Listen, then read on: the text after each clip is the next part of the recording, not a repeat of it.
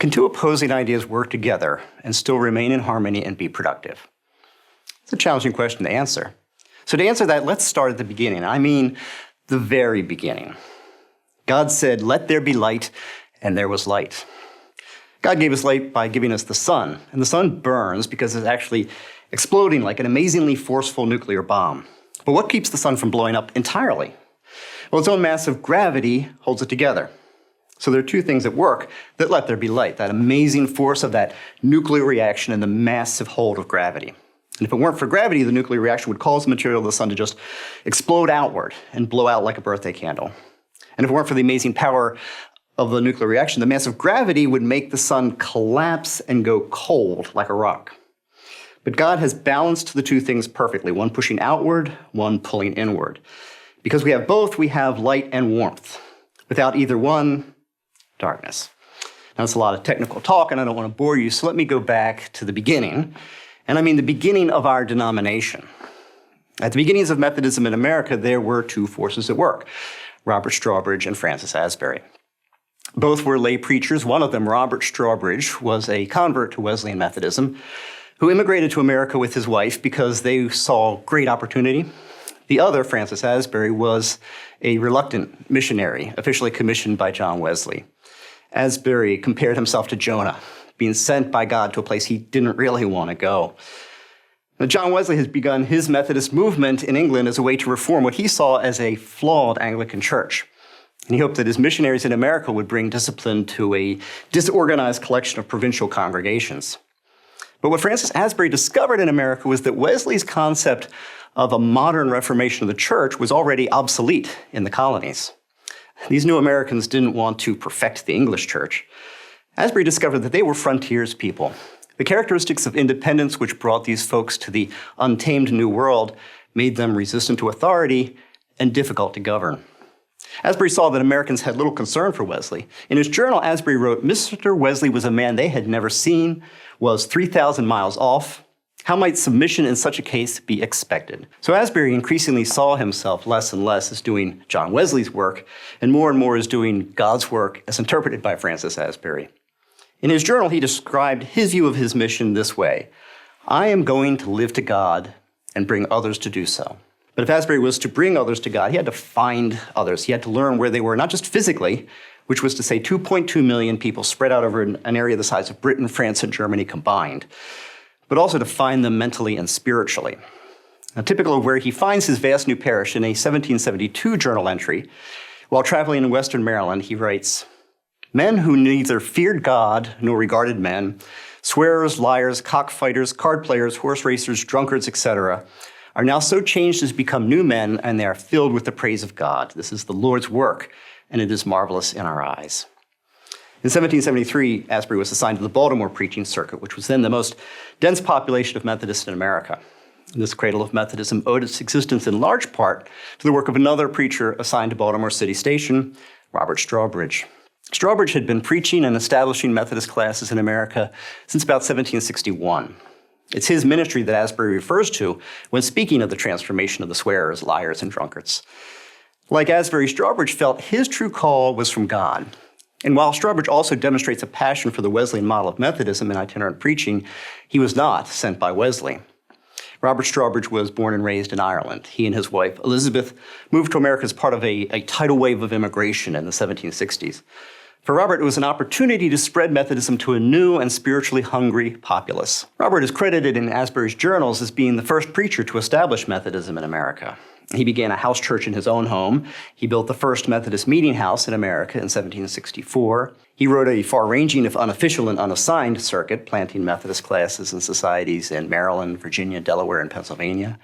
He performed the first Methodist baptism, and he administered what was called the ordinances, in other words, Holy Supper, or communion. Robert's lay ministry filled a particular hole in the spiritual life of American Methodists. As American colonies moved closer to rebellion, the ministers of the King's Church began to go back to England, and people found themselves without any appointed clergy at all. Strawbridge took it himself as their spiritual leader to perform the ordinances, communion, as necessary.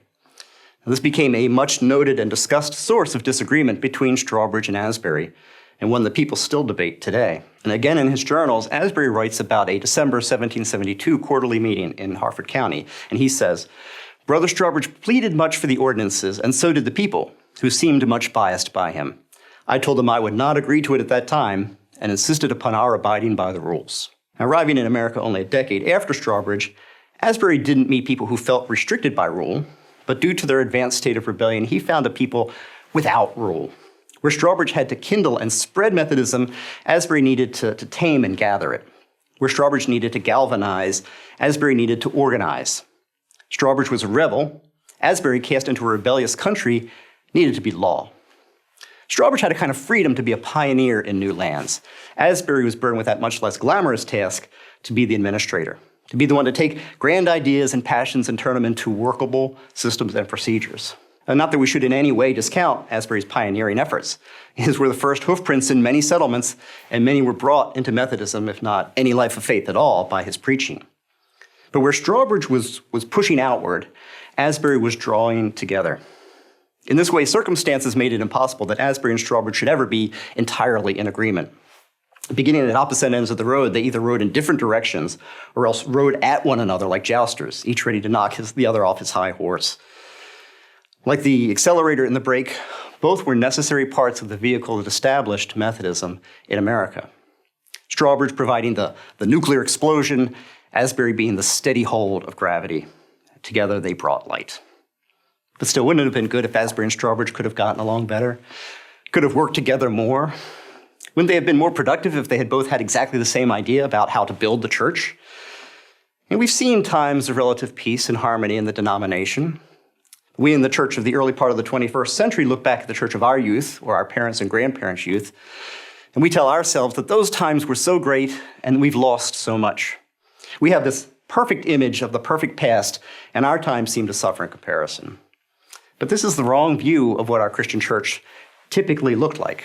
Historically, that was a blip, but not what Christ's church is. So what is Christ's church? And by this I mean the movement started by Jesus of Nazareth. What does it look like? Well, it looks a lot like the church of today. And it looks a lot like the church in which Robert Strawbridge and Francis Asbury began to minister. In each of these three eras, the world seemed sinful and secular and shallow. In each age, the church needed to be built, and that building was an uphill battle. We don't often talk of Asbury and Strawbridge in this light, but remember that they were wartime preachers. Strawbridge began his American crusade about 1761 when tensions were flaring. And Asbury was appointed to the Baltimore Circuit in 1773, the very dawn of the independence movement. This means that when we think of Asbury and Strawbridge riding out on the circuit, we should think of them as activists, living in a time of international tensions, social change, economic instability, and cultural divisiveness. We should remember that the states were not United States, and for the most part, they didn't want to be. The various colonies had very different cultures and values. The political debate in the land was about being loyal to the country, that country being Britain. Political divide, international uncertainty, social change. Do these times sound familiar? So how could Strawbridge and Asbury thrive and succeed in such times, even while challenging each other? Maybe they too looked at the early days of the church, at what Christ and his disciples did to build the movement out of nothing. Maybe they saw in those times an echo of their own, just as we may hear an echo of their time in ours. Maybe they realized that the Church of Jesus Christ was never meant to be the easy and comfortable ride. Maybe they saw that the long and hard road was not full of obstacles, but opportunity. The arid and rocky soil is in fact the true fertile ground of the Christian church. You see, the church and the ministry of Christ has endured all these years because it offers real hope and real meaning when people feel overwhelmed, marginalized, lost, or alone. Jesus did not live in stable times, and he didn't seek out the healthy and the wealthy. He lived in a land occupied by a foreign power and went to the poor, the widows, and the slaves. In our day, we've seen the church wither and shrink when it became comfortable and routine. When churches were filled with people who were already satisfied, we didn't know it, but the church was already dying. Complacency is the disease which is killing the church. If the church is only home to the congregation, then it's nothing more than a fading photograph of the past. And what we learn from Asbury and Strawbridge's opposing work is that the church grows best when it serves best, in times of challenge and unrest and disquiet. Our most active and passionate members will not be those raised in the church, but those who have come into the church after knowing how cold it was outside. We learn that people don't always need God for the same reasons. Some need fire and passion and outwardness. Others need calm and order and introspection. Now, if the early church had only been Asbury or only been Strawbridge, then there might not have been a later church. We remember these founders not because they were first, but because they were so successful. They taught us that we need to stop complaining about our situation and see the current state of the church as a great opportunity for growth. Growth by sacrifice, by saving souls who are drowning, by sharing good news to those who haven't heard, and by offering real hope and lasting peace to our world, which feels restless. See, we have something to offer which is very much in need. We have so much more chance to do good than did the churchgoers of a more comfortable time. But like Asbury and Strawbridge, we need to leave our comfort and go where the conflict is. We need to show a divided world is not as different as we fear, because we all have the same spark of holy breath. We're all brother and sister with the same parent. This is how Jesus showed us to do church.